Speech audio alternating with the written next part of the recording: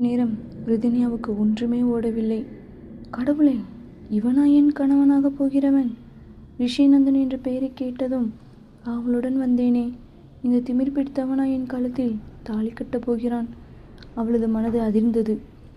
கழுத்தில் போட்டிருந்த மாலை ஆபரணங்களை கழற்றி எறிந்துவிட்டு ஓடிவிடலாமா என்று கூட அவளுக்கு தோன்றியது.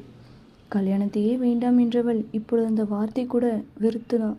ஆனா இவன், இந்த திமிர் பிடித்த ரிஷிநந்தன், அவளது போட்டோவை பார்க்காமலா இருந்திருப்பான்? தான் வரும்போது கூட திரும்பி பார்க்காமல் அலட்சியமாய் அமர்ந்திருந்தானே.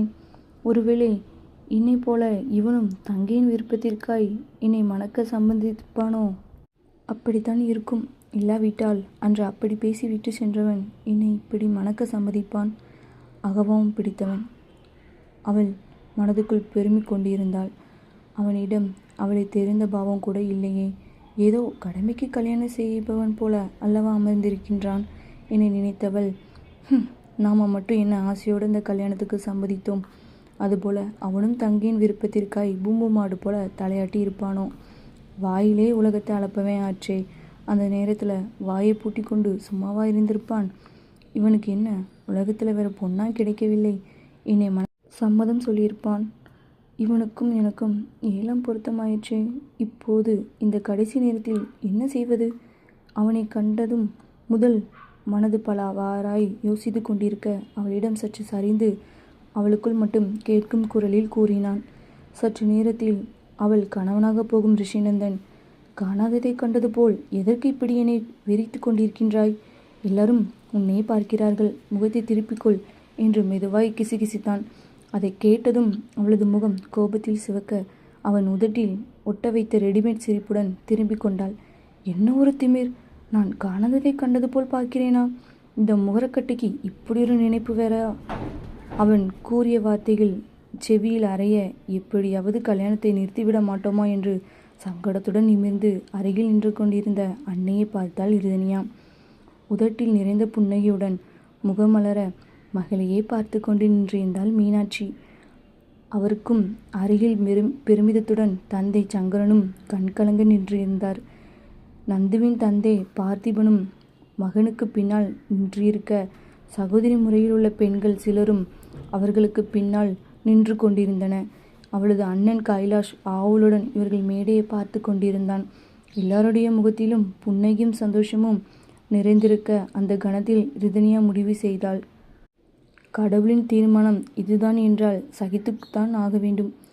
இதை ஏற்றுக்கொள்ள முடிந்தால் வாழ்வேன், இல்லாவிட்டால் அண்ணனுக்காய் என் வாழ்க்கையை விட்டு கொடுத்து விடுகின்றேன் என நினைத்து கொண்டவள் நிதானத்துடன் அமர்ந்திருக்க மீண்டும் அவள் காதில் கிசுகிசுத்தான் ரிஷிநந்தன். என்ன, என்னை சகித்து கொள்ள முடிவு செய்து விட்டாயா என்று அவனையே கண்ணால் எரித்து விடுவது போல் முறைத்தவள் தலையை குனிந்து கொண்டாள். இயலாமையின் முனுக்கென்று கண்ணீர் எட்டி பார்த்தது. எல்லோரும் அவளையே பார்த்து கொண்டிருக்க முகம் மாறாமல் கஷ்டப்பட்டாள் ரிதன்யா. அடுத்து யசோதாவையும் மணமேடைக்கு அழைத்து வர எல்லாரும் அவர்கள் பக்கம் பார்வையே திருப்பியிருந்தன.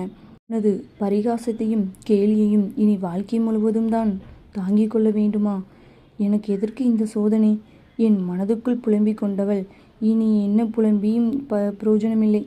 பெற்றோரின் சந்தோஷம், அண்ணனின் விருப்பம், இதற்காக வேணா என் மனதை தயார்படுத்தி கொள்ளத்தான் வேண்டும் என நினைத்தவள் மனதை அமைதியாக்க முயன்றாள். மற்ற சடங்குகள் இனிதாய் முடிய இரு கல்யாணமும் இனிதாய் நடந்தேறியது. மணமக்கள் இருவருக்கும் உச்சமும் சுற்றமும் வந்து வாழ்த்திய பரிசளித்து சென்றனர். பெரியவர்கள் விருந்துணச் சென்றனர். இளைஞர்கள் மணமக்களை சூழ்ந்து கொண்டு கிண்டலும் கேலியும் கலகலத்து கொண்டிருந்தது. ஒரு பொம்மையைப் போல எல்லாவற்றையும் அமைதியாய் நின்று கொண்டிருந்தாள் ரிதன்யா. ஏய், எப்படிடா இப்படி ஒரு பெயர் பொருத்தம்? 2 பேரின் பெயரிலும் தன் என்ற எழுத்துக்கள் வருகிறதே, அழகான பேர் என்று ஒருத்தன் பாராட்ட, பேரில் மட்டுமல்ல அவர்களுக்கு ஜோடி பொருத்தமும் அபாரமாதான் என்று இன்னொருத்தன் பாராட்டினான். கைலாஷ் மனைவியை விட்டு அகற்ற முடியாமல் பார்வையுடன் அவளையே பார்த்து கொண்டிருக்க அதற்கு ஒரே கிண்டலும் கேலியுமாய் இருந்தது. ரிதன்யாவால் மனதார சிரித்து மகிழ முடியாத பார்த்து கொண்டிருந்தாள். ரிஷிநந்தன் சந்தோஷமாகவே எல்லாரோடும் பேசி கொண்டிருந்தான். அவனை அடிக்கண்ணால் பார்த்தவள், இவனுக்கு யார் இத்தனை அழகான பெயரை வைத்தாள்? சரியான அகம்பாவி, கர்வம் பிடித்தவன். சுபாவத்தை ஒதுக்கிவிட்டு பார்த்தாள். குற்றமேலும் சொல்ல முடியாதவன். நல்ல உயரத்தில் அழகான தோற்றத்துடன் கம்பீரமாகவே இருந்தான். முகத்துக்கு பொருத்தமான வைத்திருந்த அளவான மீசை அவன் கம்பீரத்தை மேலும் கூட்டியது. எக்ஸ்ரே எடுப்பது போல் ஆளை அளவிடும் கூர்மையான காந்த கண்கள். அந்த வாயை மட்டும் திறக்காமல் இருக்கும் வரை நல்லவன்தான். அவள் அவனை பார்ப்பதை உணர்ந்தவன் அவளிடம் திரும்பினான். புருவத்தை உயர்த்தி கண்ணின் சிரிப்புடன் அவளை பார்க்க அந்த பார்வையில் தவித்து போனாள் ரிதன்யா. இந்த பார்வை, இவன் என்னை இப்படி பார்க்கின்றான். சிரித்தால் ஏதோ சுமாராகத்தான் இருக்கின்றான். ஆனால் அந்த கண்கள், அதில் என்ன ஒரு வசீகரம்! அது எனக்கு நன்றாகவே பழகிய கண்கள் போல தோன்றுகிறதே. யோசித்து கொண்டே அவனை பார்த்து கொண்டிருந்தவளின் திரும்பியவன், என்னே பார்த்து சொல்லிவிட்டது போதும், கொஞ்சம் பார்வையே திருப்பிக்கொள் என்றான் மெதுவாக. என்ன இது, ஒவ்வொரு முறையும் இவன் என்னை கேலி செய்வது போலவே நடந்து கொள்கிறேனே. பெரிய ஆணழகன் என்று நினைப்பு.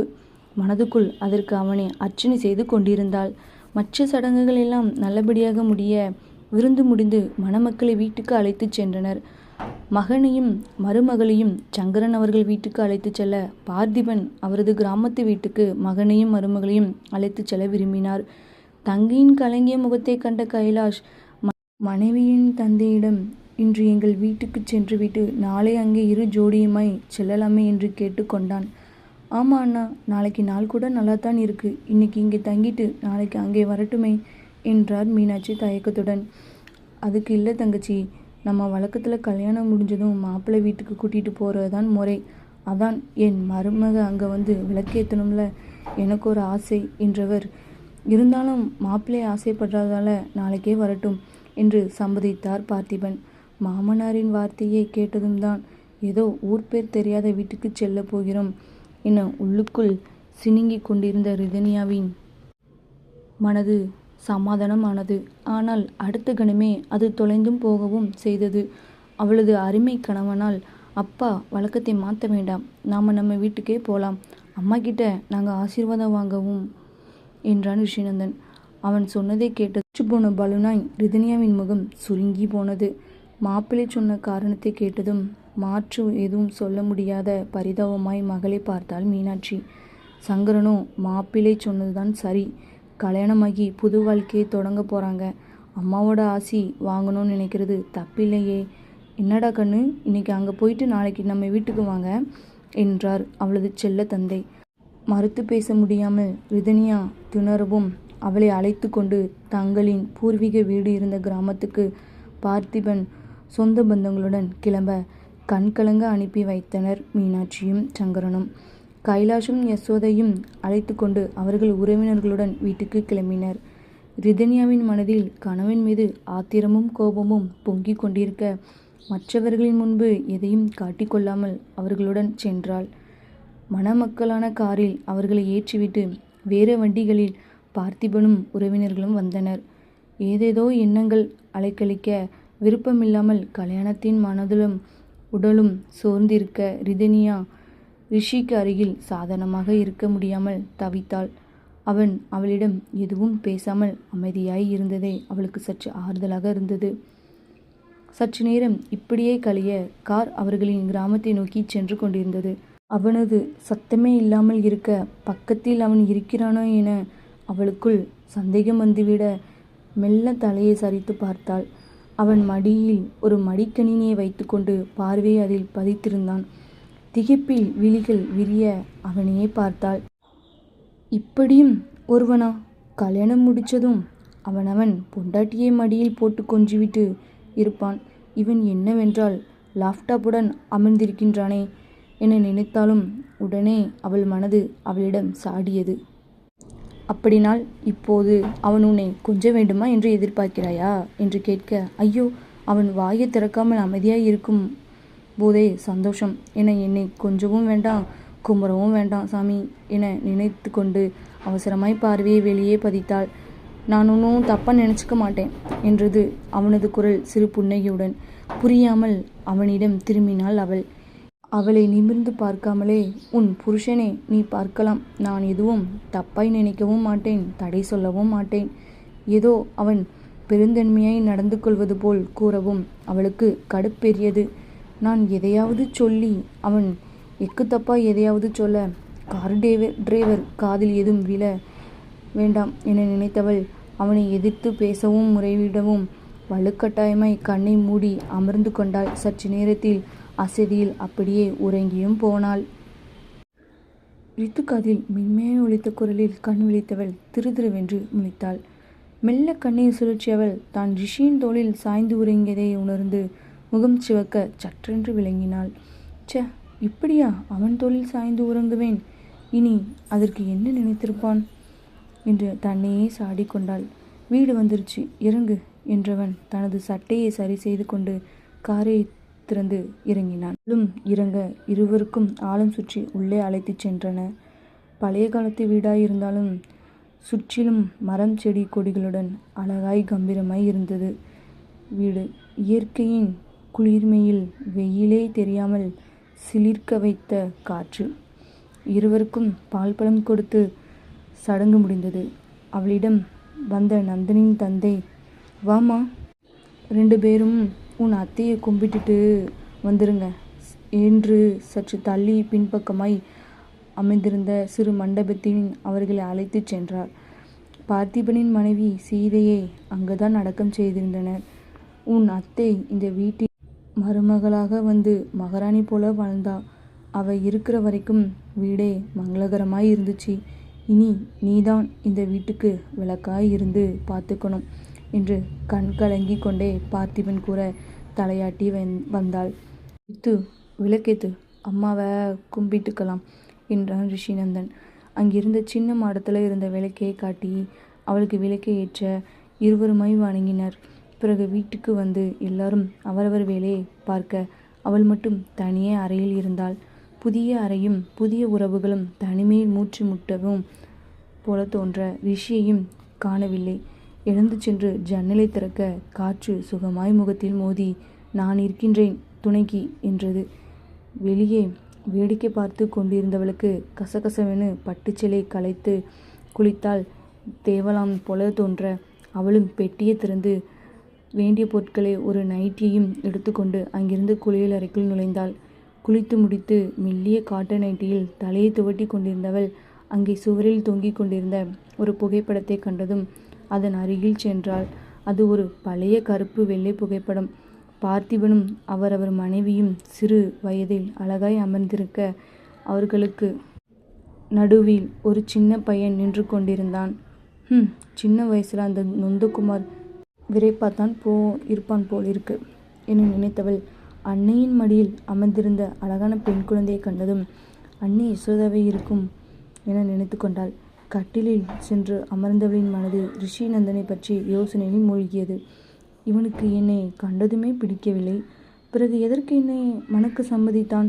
ஒருவேளை பாசமலர் சிவாஜி போல தங்கைக்கு வேண்டித்தான் என்னை மணக்க சம்மதித்திருப்பானோ? சிடுமூஞ்சி. பெண்களிடம் எப்படி நடந்து கொள்ள வேண்டும் என்று தன்மையே இல்லாமல் பேசுபவன். தங்கையிடமாவது அன்புடன் இருந்தால் சந்தோஷமே என்று நினைத்து கொண்டே கதவு திறக்கும் ஓசையில் திரும்பினாள். யார் என்று பார்த்தால் அவளது எண்ணத்தின் நாயகனே உள்ளே நுழைந்து கொண்டிருந்தான்.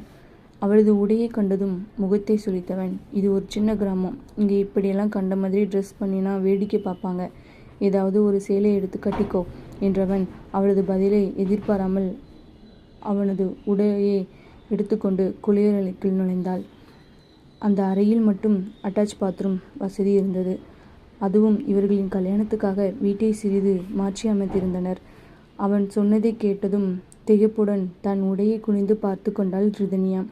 அழகான கரும்பச்சை வண்ணத்தில் அங்கங்கே மஞ்சள் வண்ண புள்ளிகளுடன் அழகாய் அவள் உடையை பச்சிருந்த காலர் வைத்த அந்த நைட்டி. அவன் சொன்ன கண்ட மாதிரி அர்த்தத்துக்கு பொருத்தமே இல்லாமல் உடலை கச்சிதமாய் மறைத்திருக்க அவளுக்கு சேலை கட்டவே தெரியாது. சில முறை கட்டியிருந்தாலும் மற்றவர்கள் தான் கட்டி விட்டிருந்தன. இந்த லட்சணத்தில் சேலை கட்டி கொண்டு வா என்று அதிகாரமாய் சொல்லிவிட்டு செல்கின்றான் என்று அவளுக்கு ஆத்திரமாய் வந்தது.